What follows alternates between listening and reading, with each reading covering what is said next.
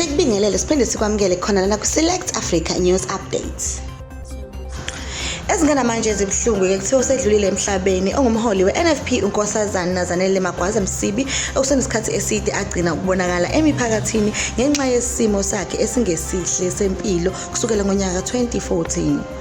Ukushona kwakhe unkosazana Zanele KaMagwazi kuqinisekiswe ilungu le-IFP ePhalamende likhuluma ne-SAFM namhlanje ekuseni lapho liveza khona ukuthi uMagwaza ushone esibhedlela esisemhlanga eThekwini.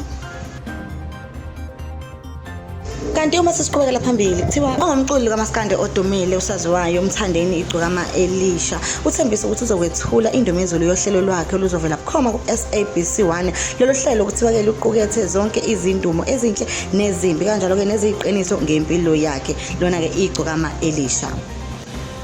Ngiyathemba uyakuthokozela ukuba khona kwethu thina i-Select Africa News Updates. Siyakuthanda kakhulu.